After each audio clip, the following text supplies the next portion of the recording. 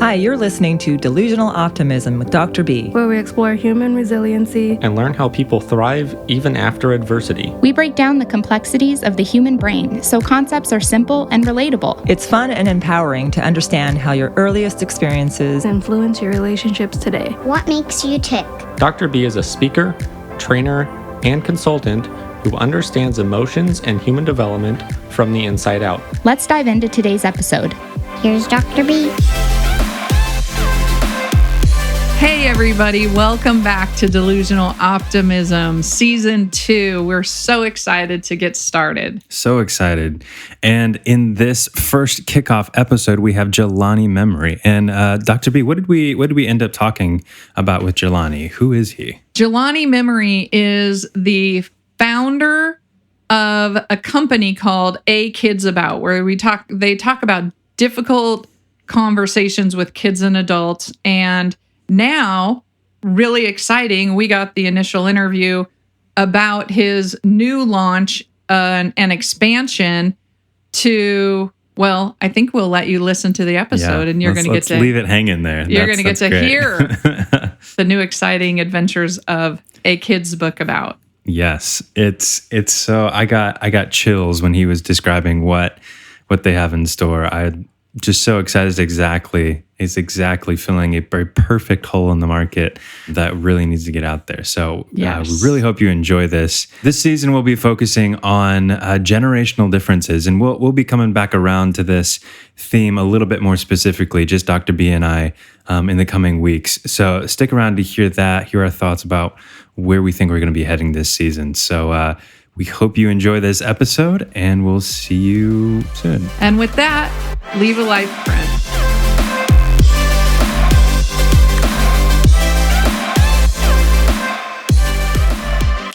Well, welcome back, everyone, to Season 2 of Delusional Optimism. I'm here with Dr. B and our very special guest, Jelani Memory. Jelani, how are you doing? I'm doing well. A bit tired. 6 kids and all, and a business to run, but good. Okay. I'm doing well. Yeah. What are the ages of your kids? All the way from 3 as of yesterday to 17. So 3, 10, 11, 12, 15, and 17. It's a lot.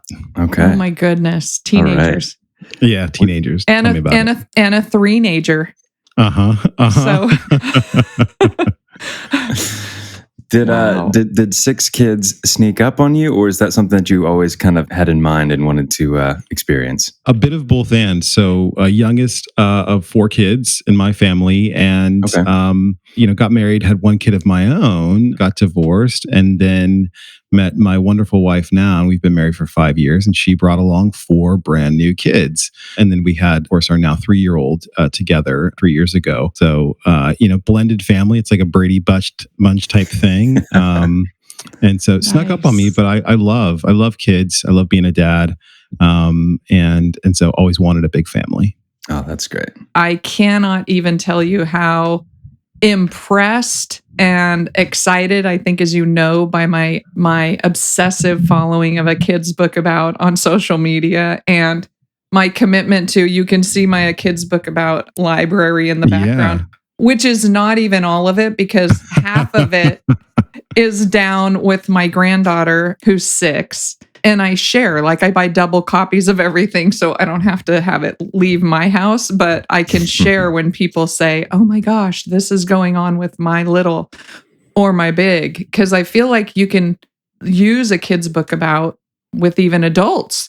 This new season 2 is really about generational differences and how COVID-19 and social justice events have really launched us into a new awareness about disparity in our culture.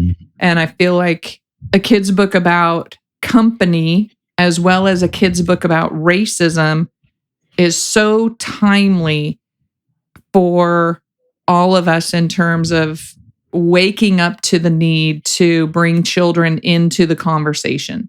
So tell us about A Kid's Book About company, as well as your book, A Kid's Book About Racism. Yeah, I've been credited with some really great timing. But to be honest, it was all pretty much an accident. It was all a fluke. I was a co-founder and helping run another business back in 2018 called Circle. We made a really great parental controls product, and that was my baby. And I had been running, for almost 7 or so years at that point, building that company, really passionate about the mission of helping kids have a really great relationship with technology. But I was tired, much in the same way that I'm tired now. And so when I get tired, I usually I snag a personal project that has nothing to do with the thing I'm tired about to energize me. And that summer it was to write a book for my kids. When I sat down to that task of going, what would be interesting and fun for my kids, as well as creatively fulfilling for me, my story as a Black kid growing up in the whitest city in America, and now as a Black dad to 4 white kids and 2 brown kids, felt interesting, felt compelling, and felt important to communicate to my kids, especially with my new son who was on the way at the time, Solomon, who now just turned 3. I wanted him to be able to make sense of himself and his story, because he was going to come out with sort of, dark skin, but lightly complected. And he was always going to get asked, what are you? Where are you from? Yeah. What mix are you? Right. Which is a question I still get to this day. So I wrote the kid's book about racism. I titled it that actually initially. And then I was like, oh, nope, cross that out. It's not the book about racism. It's a kid's book about racism. It's designed for my kids, right? Very literally. And it's just one of many books that could be written on the subject. I wasn't precious about it. I spent a couple weeks jotting down some notes and writing it. I popped into a cool little design program and, whipped up something interesting to me that was compelling, and then pressed print. Because there was I didn't even spell check the thing, right? It was an unprecious activity. It was just a thing that I thought, this will be cool for my kids, and also a way for me to bridge that gap between us, right? Because talking to kids is hard, as well as kids talking to parents is hard, right? Yes. Got that book in October of 2018 and was thrilled, showed it to my kids, and their very first response was, can I make one too? Which is really key much in sort of our roadmap and the way that we think about books. But their second response was, you could do more books, Dad. You could do a kid's book about ice cream. Oh, interesting. You could do a kid's book about divorce. More interesting. Yeah. And it never occurred to me that my little book for them could be serialized into many books on other important or silly or fun or amazing topics, right? And so my kids, specifically Ella and Joy, 2 of my middle kids, gave me that idea, and I found myself obsessing over it, making lists about lists, coming up with titles. I'm in the shower coming up with titles. Yeah. But I'm running a business at this point, right? I have no space to do anything else. But I do one more thing that becomes really important. I start to show my book to other grownups, right? Teachers, therapists, parents, grandparents, and their response is universal. At first, there's a little bit of shock. Can you put that word on the front of a book? Is that for kids? Is that legal? Right? Yeah. Can you say racism?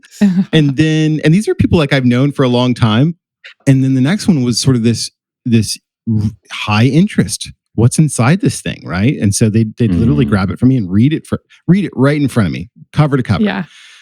And then they go, "This is amazing." And I was like, "Well, thank you. That's very nice of you to say." And then they'd say one more thing. And this was universal. I mean, literally, I had this conversation dozens and dozens of times in a row. Can I take it home and read it to one of my kids? Nice. And my answer was always the same. No, it's my only copy. I can't just give it to you. Yeah. But it keyed me into something that I think was remarkable, that nobody knew they were waiting for this thing, but they definitely were. And nobody sort of had it sitting on the top of their mind. I have no idea how to talk to my kid about this, but they definitely didn't know how to talk to their kid, right? And something about the boldness of my book and the simplicity of the design was just begging to be read, and also sort of created this permission to go, yeah, you can go here. Look, it says kids, it says book, and it says racism. You can definitely read this, right?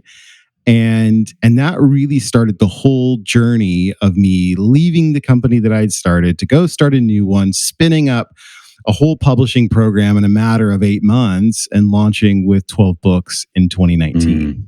Wow. You talked about that project being not precious, but I'm sure there were still some hurdles. Like, how do I describe this in a way that a kid understands, but it's still accurate? What are some of the hurdles when you were writing that book? It's like a big can of worms question, because I think about that a lot, but maybe not in the way that you think. I wasn't really thinking about how do I explain this so kids will understand it. It's how do I explain this so that it is understandable, right? Oh, that's great. Nice. Yeah. Because I think what happens when we as adults talk with each other, we all do this very polite thing where we're like, oh yeah, and like we know what each other are saying, right? Because it's rude to sort of stop somebody and say, I don't know what that word means, right? Explain that word. Whereas kids, no shame in doing that, right? So I realized, like, oh, kids are going to hold me to their standard, which is everything must make sense, otherwise I'll get confused, right? Grown-ups don't do that. If it doesn't all make sense, they just pretend like it does and they move on, right? And so somehow in the act of making my book and thinking about my kids, it was going, I can't BS. This actually has to like work. It has to, be cohesive. And then there was also this part of me that said, I don't know everything there is to know about this topic, right? This is not where my education background is. And so I very much so anchored it in my personal experience, and then tried to be truthful and transparent and keep it really simple, for that matter. And apparently it worked, I guess. But we've kept that approach into all the books that we've made, which is, what's the book that we all needed as that 6-year-old self who was lonely, who was scared, who got bullied, who got pushed down on the playground, whose parents wouldn't pay attention to them, right? Who experienced domestic violence, who, had a loved one lost to cancer, like all those things, right? Yeah. What did 6-year-old self for each of us now as adults that we carry that 6-year-old self with us? What did we need? It was really about just going, well, talk to that kid, right? Just explain it to that kid.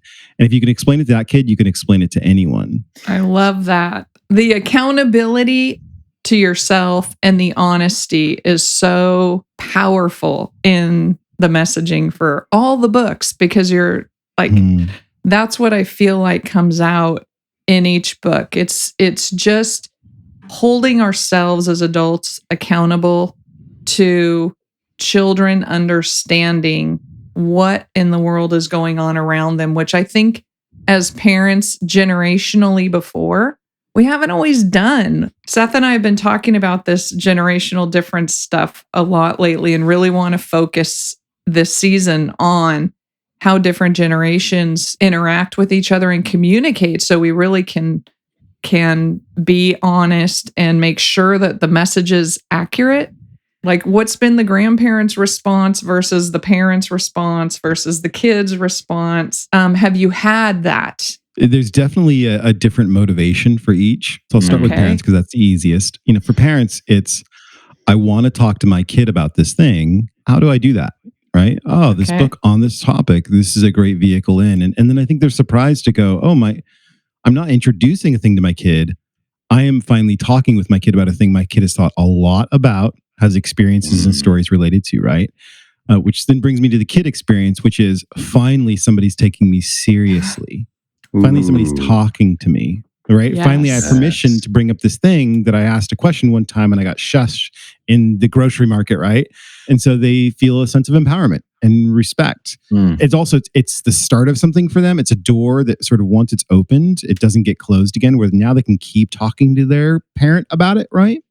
Yeah. And then for grandparents, I found a couple different motivations. One is as much in the same way as a parent, which is, I want my grandbabies to have, to be introduced to this thing. But it's almost always, I'm going to gift these to the kid and the parent's going to be the one reading them with them.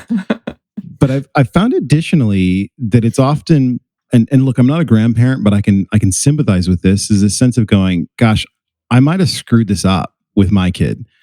I'm not going to screw it up with my grandkids. I'm going to give them the thing that I should have given my kids, right? Through them and give them a better shot, right? At just being more healthy, more empathetic, more thoughtful, more loving. So, you get to skip that generation to sort of, get at the one that's still malleable.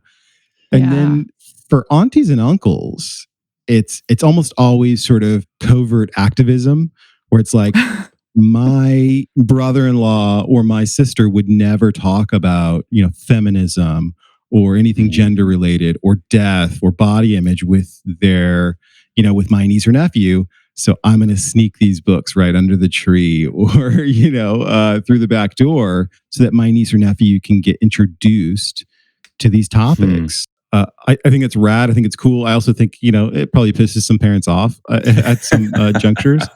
But those are some of the different generational differences that I've seen. Okay. It feels so consistent with what I would imagine. And as a grandparent, of course, I'm the one who's been like, okay, here's the, but I think, oh my gosh, finally permission to, like, I find myself sharing with older grandparents because I'm kind of a young grandparent, It's okay. It's okay. Yes, it does say sexual abuse on the cover, but it's okay. I promise that the stuff inside is age appropriate. And this is what we all really did need to be talking about when we were children, and we needed people to be talking to us about divorce and these topics that are recycled over and over, century after century, but we're finally allowing it to be communicated. And I think you're so spot on and timely in that the littles are just chomping at the bit to have these conversations that adults have been scared to talk about because they don't think the littles are ready and they don't know what to say because nobody to ever talk to them about it. I think about my dad a lot, which will sound strange when I get to the next part. I think about him a lot because of his impact on me, having never really been around him ever. Dad left when I was 4. I saw him maybe a dozen times, before I got into my 20s, and then another maybe dozen times before he died. So not a lot of times, and half those times would be him on stage because he was a famous jazz musician. The reality is that he had a massive gravitational force in my life impacting me. And, I didn't choose that. I didn't sign up for that. I didn't even really know that until I became an adult. Anyways, for me, I just wanted to bring it up in so much as like I was experiencing that as a kid, but nobody ever talked to me about it. Right? Nobody ever stepped in and said something, but somebody totally should have, There was just no way to do that. And then, now as a dad myself, when I try and pull from that sort of tool bag of how to do, it's empty. It's completely empty. Yeah. And so I've spent a lifetime trying to fill it up with things that would be helpful. And so I like to say, like, if you can see the action figures behind me, I collect father figures like I collect action figures, right? And I borrow from them wisdom, anecdotes, practices, things to try out, right? Because there is no memory of playing baseball in the front yard with my dad. Right. It just does not exist. And I don't think I'm alone there. I think a lot of parents are going, what do you mean I have to talk to my 5-year-old about sexual abuse? What? Right. I'm not talking with my spouse about that, right? Right. I avoid those articles when they show up in the news. I'm not talking to my kid about that. And what I love that our books do is they respect that the parent might not be totally ready, but they're where they're at, which is at a first grade, kindergarten, second grade level with the subject, right? They're not experts. Yes. And many of these books that get created on these topics, they start a parent in at like the graduate level and the parent's overwhelmed, the kid's overwhelmed, and it's like too much. And so they sort of blaze through this book. don't retain anything, but they sort of pat themselves in the back that they sort of talked about a thing. And so our books gently hold your hand and go, we're going to introduce the words, what they mean about the subject, so that there's a shared understanding afterwards and a starting place to keep talking about it, right? Even for topics as heavy as sexual abuse or important as immigration. And I think that's a must. My book doesn't say everything there is to say about racism, but it gives a place to start talking about racism, no matter where you're at. And I think that's paramount, because it's scary. It's hard as hell to talk about these things. Yeah. If you're starting from scratch. How many kids' books are out there? Let's see. We're definitely over 50 books since we launched in 2019. We've added on a board book line called The Little Book About that we're really excited about, and we'll keep going. We think it's not just tens of books or hundreds of books. We think there's thousands of books here topically that can be made, and mostly. And you'll find my thesis is really simple. It's that I think everyone has a story to tell, which then by virtue of that means everyone has a kid's book inside them that can be written, because everyone's story truly is valuable and remarkable. And so when I talk to people who are trying to pitch me books, I go, what's the one story you want to pass on to the next generation? If they try and offer me 16 stories, I go, no. What's the one story, right? Yes. So I'm really proud of our collection, but I can't wait for it to grow even more. And it sounds like what lesson do you want to pass to the next generation is really, what's the one story you wish you could tell your 6-year-old self? Exactly. That's exactly it, right? And that's sort of what I was doing with my own book, was going, why did I have to be so alone and grappling with this? I didn't really start to wrap my head around it until I became an adult, right? It was just was not a thing we talked about. Taking that off the table for kids and just going like, you're not going to have to carry this until you're grown, right? Is remarkable, right? If you could go back in time to talk to your 6-year-old self, it probably wouldn't be like, here's who wins the Olympics, right, in 2021 and how to make a bunch of money. It would be, it's okay, you're okay, right? And you would offer yourself some emotional comfort so that you might grow into a more healthy and whole person.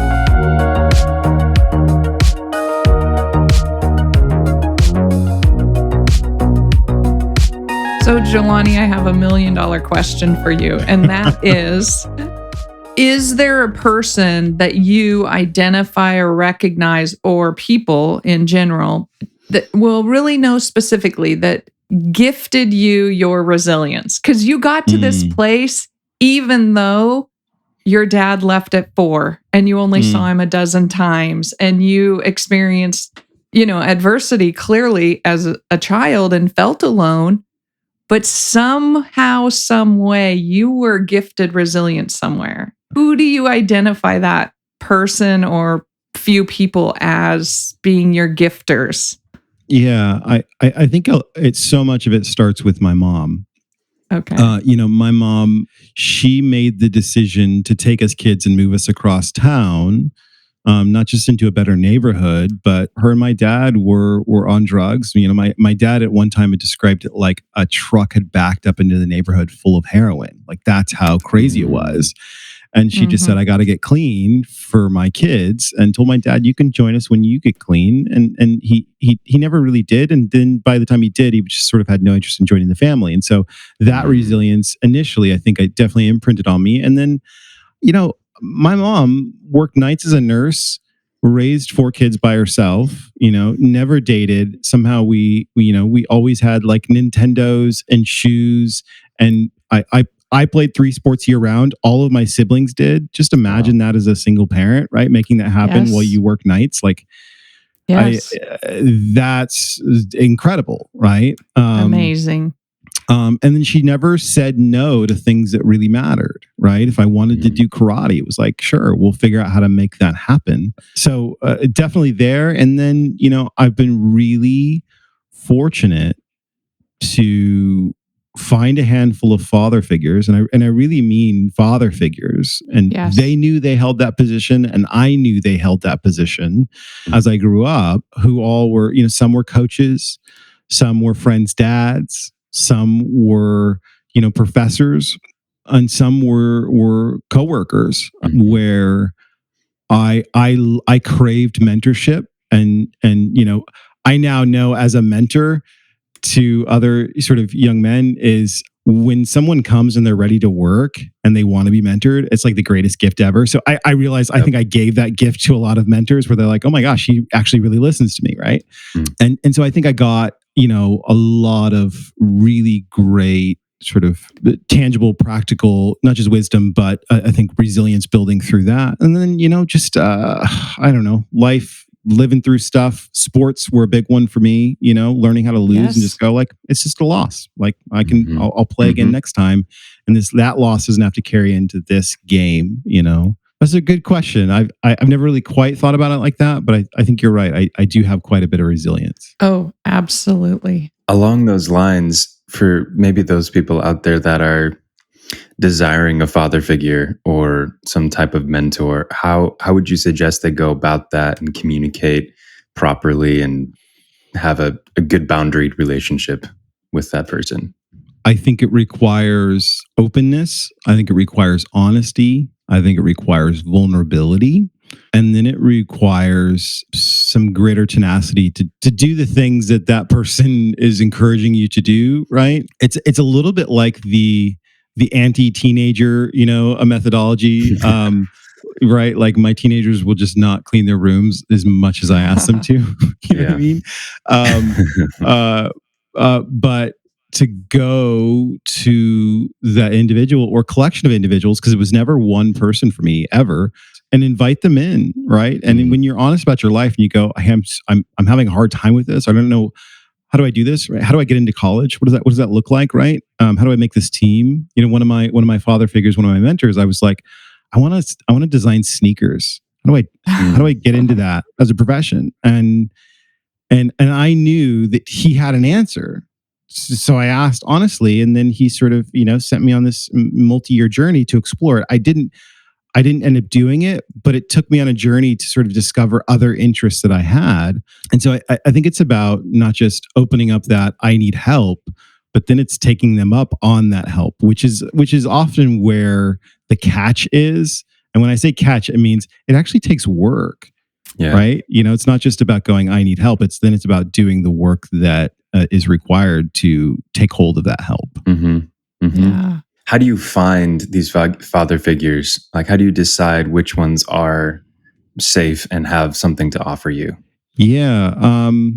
Go be where those people might be, right? Okay. And this is what I told my sister. I said, just go be where the people you want to be like are. Where are they at? Yeah. I don't know. Probably not at the club on the weekend, just to guess, right? So that for me, it looks different for everyone. Sure. But that was in my community, that was in sports, that was in school, that was at church. It was in a handful of places. And again, it wasn't that I was ever like, "Hey, you are now my father figure," right? Yeah. It was to hold this place in my life. It was just inviting them in and vulnerability to let them, have a role in my life. And I'm sure as soon as they got close, they were like, "Oh, there's a lot of gaps here," right? Not because it's his fault, but because his dad chose not to be around, right? I feel your resilience radiating through the screen. Because the way I view it as is this, I have a cup and I need to fill it.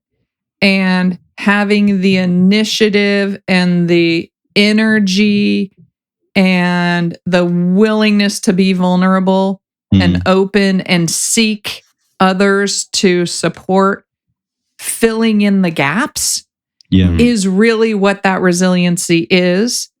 And because it starts with a baby, really your mama, even though you're kind of like, I don't know who, of course it was my mom. Yeah. Usually it is, an early experience that we don't necessarily we're not able to put our finger on, but it sparked our need and desire and willingness to be able to jump out there and find those people where we know that there are people who don't have as much resilience, and their fear keeps them from being able to do that leap and put themselves out there in a vulnerable space because it's just too scary. It's terrifying. And they don't have one single example of it. So they can't repeat the example and just keep doing it. And sometimes it works and sometimes it doesn't. So when you said it's a fluke, I thought, oh, there's nothing fluky about this. Like you are on a path. And I love that, because it inspires me about up and coming generations of not only entrepreneurs, but also of children, because I think this, my little 6-year-old granddaughter is such an inspiration to me. Then all littles, the things they talk about today are so amazing and nothing that I would have talked about at 6, Yeah. So tell us about what's coming down the pike, Jelani. Yeah. What's going on? You got some big news for us, so share. Yeah, I do. And man, have I been working on this stuff for a very long time. I'm so excited to finally get to talk about it. So by the time this episode drops, a whole number of things will be true. But let me take you back. So we launched the business, 12 books. We start, growing the catalog, but it's a team of 3 of us. So very small team. The world shifts on its axis when the video of George Floyd being murdered is released. And there is this immediate and both emotional immediate as well as like statistically immediate awareness to go, oh my God, racism is real in America. Yes. It's not like a olden days thing. It's like a today thing. Yeah. And I think a whole swath of people who were sort of, not thinking about racism from a day-to-day perspective, and also sort of just mostly sitting on the fence. If you'd ask them, does racism still happen? They go, not really. Like there's some racist people, but the same old reasons. That moment changed things for a lot of people. And for us as a business, right? My book was already, among the better selling of the books. Like the graph of sales literally just was steady, and then it just went straight up for an entire week. And I was conflicted, genuinely, because I was like, I was feeling the grief of that moment, and also the frustration to go, this is not the first time. So what is it, right? And it's like, it's a pandemic. It's that moment. It's like, it's a series of murders that had just happened, just like in close proximity. It was a whole bunch of factors. And also I was going, gosh, I don't want to be the guy like making money in this moment. Like it just felt icky. I had a really smart advisor go, Jelani, you're not selling t-shirts. You're selling a solution. You're selling something that's really helpful for a lot of people who have no idea how to navigate this stuff. Grown-ups and kids who are genuinely at a first grade level when it comes to understanding this. And thank God your book's written at a first grade level, right? And so, we literally sold out of all of our books in the span of 8 days. Wow. Wow. Every single book gone, right? It was like, we have to print more books. And we doubled the team, right, to a massive 6 people. And we're just answering support requests and social media stuff. And I was doing interviews for, an entire summer. At the end of the summer, I just was like, I got to step back from the business a little bit and just clear my head a little bit. Because I feel like this business, it's wanting to go places that I never intended. Like I left my other company actually to just do like a cute boutique kind of like, let's make some really great little books for kids. Let's keep it a small team, right? Never has to be larger than, 6 or 7 people. And let's have a blast doing it and have a really great culture and grow a healthy business. The business was going, no, I'm not going to let that happen, right? Customers were saying, nope, we want more, we want it faster, and we want you to cover more topics. And so it took a couple of weeks to just go, I need to be what the company needs, not the company to be what I need in this moment, and also for the future of it. Because I think there's a bigger opportunity here, not a financial opportunity, a story opportunity, an impact opportunity for the next generation of kids. And so I stepped back. I sort of, got to sort of calm the busyness a little bit. And immediately it was so obvious where we were going, that if we were going to do the thing that we were best at, which is to tell stories, but to trade purely in nonfiction to sort of never touch fiction because all of right DreamWorks, Pixar, Disney, Nickelodeon, I could go on and on, right? All fiction content for the most part. Who's going to tell these stories, right? On racism and death and cancer and loneliness and boredom and fear, right? And I realized, I think we're like the only ones telling it in a commercial way, but we're just getting started. Where else can these stories be told?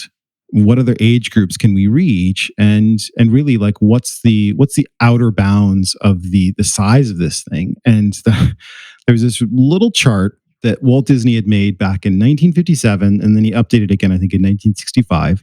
And go look it up. Just Google Walt Disney diagram 1965. And you'll see that he has this really interesting sort of spider web matrix about how he's conceived the Walt Disney Company to work. And at the center are theatrical films, which is where they got their start in terms of growing as a company, right? So they make, gosh, at the time, Snow White, which is the first feature-length animated film. People thought it was crazy to go watch a cartoon for 2 hours. Turns out it was the highest grossing film of its time, right? And now we see where the Walt Disney Company's at today. And then off to the left, it's like, there's music, and you've got parks, you've got 16 millimeter films, and you've got licensing, and you've got books, and you sort of got all these different pieces to the business. And then there are all these lines flowing back and forth about how they support each other, about how they're all sort of self-contained units. And for the Walt Disney Company, the thing that runs that whole flywheel engine is the theatrical films in the center that create the IP and the characters that can flow through all of the other ones. And then every once in a while, they get lucky and create something in a park like Jungle Cruise, right? And they flow that back into theatrical films, right? And I thought, okay, well, my expertise, my specialty from a media perspective is actually not in books. I don't come from books. I love books, but that's not where I come from. I come from having made podcasts. I come from having been a filmmaker for a decade and knowing a whole lot about a bunch of other spaces in media that have nothing to do with books. And so I started to sort of create my own little graph of here's some spaces and places that I'd like to go and play and tell stories. And then started to sort of think about it developmentally, right? Which of these is going to cater better to different developmental levels, right? Not putting on my professional sort of, I'm a childhood expert, because I'm not, but putting on my very practical, like looking at my kids and going, at what age are my kids going to age out of the kids' books? And I realized, I already have those kids and they won't touch my kids' books, right? They think that they're sort of cute and interesting, but they won't read them. And how else can I reach those kids? So this is a really long wind up to go. I realized we weren't a kids' book company. We needed to be a kids' media company.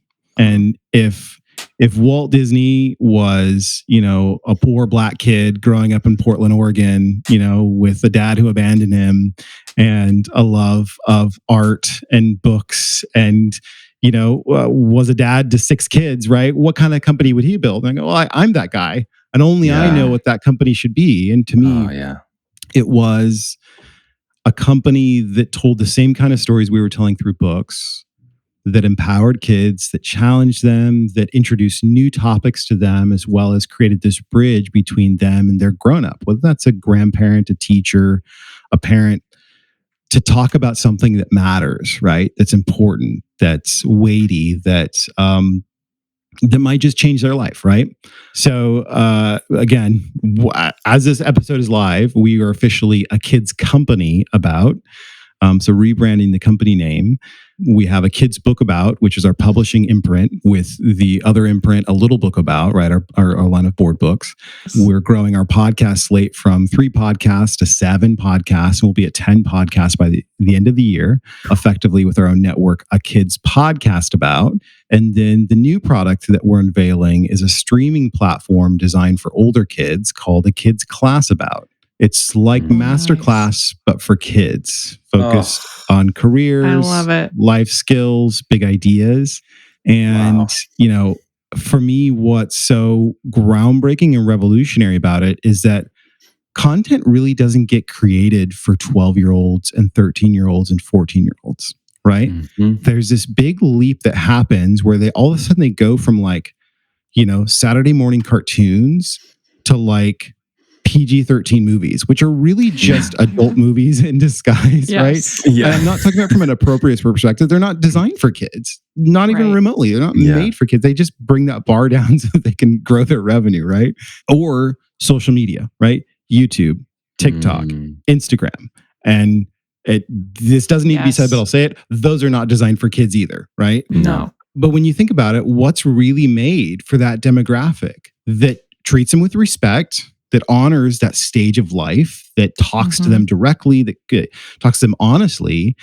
There's not a lot, right? YA books, right? The Hunger Games, not designed for that age group, right? That's designed for adults that just levels down to that age group. And so for us, it was really important to go, what if we made content that was just for them?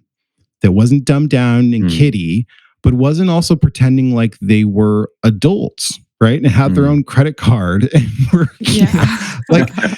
and it turns out there's this magic sort of place where, when you're speaking to that age group, where you realize, oh, that group of kids, they're thoughtful, they're empathetic, they're activists at heart. And they're also really critically thinking about, in between the TikToks and the Instagrams and the YouTubes, they're thinking about who they want to become when they grow up, right?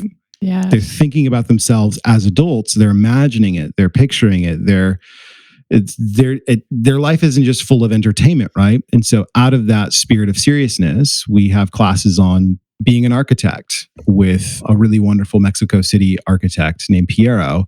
We have a kids class about being a musician. We have a kids class about being an entrepreneur. We also have a kids class about discovering your passion, living with authenticity, and a whole number of others coming down the pike on those really big, important topics that, again, there's just this leapfrog that happens over that whole group of kids because I think, one, they're hard to talk to, right? Yeah. But two, and I got told this by folks when we were building it. It's like, oh, well, there's no money there, right? You can't sell a thing to a teenager. It's like, yeah, I'm not selling it to a teenager. I'm convincing their parent that this is going to be meaningful for them. And then the kid's going to watch it, hopefully, and know it's not lame. Right? Because that's also the big test is like, is it lame? Right? Is it stupid? Do I have to do this? Right? So excited about that. Streaming platform. We've got native apps coming soon, but it'll be sort of web-based initially and then be on Apple TV, Roku, Android, iOS. And I think it's going to change the game for how we're telling stories and also, teenagers and what they have access to in terms of thinking about their futures. My goodness. That's amazing. My heart is full after hearing all of that. I know. I'm so excited. Wow. Awesome. You're changing the culture and you're changing the world, which is just thank you. Fits right into, I also want to say, this is that transformational shift, which is so beautiful and timely and necessary for everybody. We think, oh, this is great for kids, but really this is good for everybody. Yeah. This is good for the me's of the world who are on the second half of our lives. But at the same time, I want to leave this planet knowing that's what's coming up is different than where what I grew up in and where, like that there is a legacy coming up, a life print. So I love hearing your life print, Jelani. It's thank you. It really is inspiring and exciting. Well, as we're closing up here, Jelani, can you give us ways that people can hear more things, keep up with the news, all that stuff? Yeah. And again, this will feel really weird to say. You can find us at akidsco.com. That's where our books, our podcasts, our classes, you'll be able to find out all about them and find where they live and buy stuff, experience stuff for free, subscribe stuff. All the good things will be there. Either a Kids Company about or Kids Co. at a Kids Co. On Instagram, Twitter. I'm not even sure we've decided that stuff yet. You got 6 more days. Don't worry about it. Yeah. We've just got a little bit of time. Launching things is really this exercise in knowing that whatever date you set, it'll always be a mad dash right at the last. And so I always be like, well, we'll just set it sooner. Because if it's always going to be a mad dash, we might as well mad dash sooner, Yes. But that's where you can find us. Oh, Nice. that's wonderful.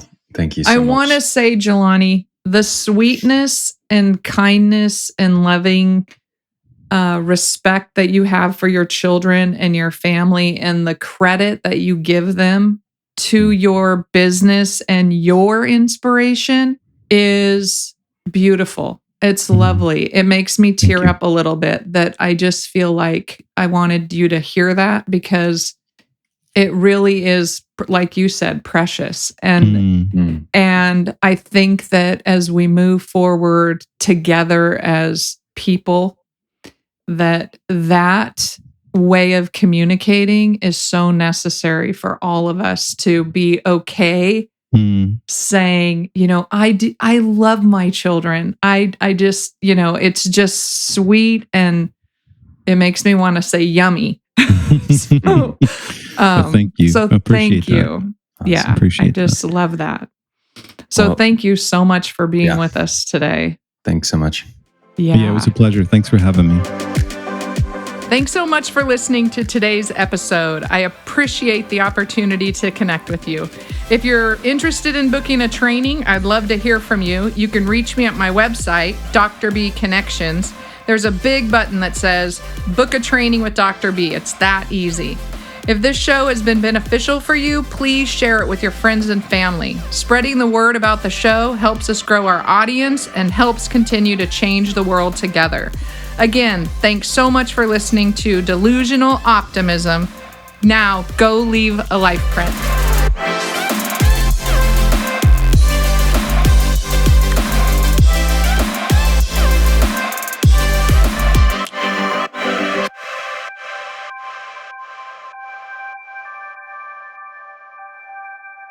All content on Delusional Optimism is for informational and educational purposes only and does not constitute medical advice and does not establish any kind of patient-client relationship. A patient-client relationship is only formed through a written contractual agreement. If you need medical or mental health care advice, you should consult your doctor or therapist or go to your nearest hospital.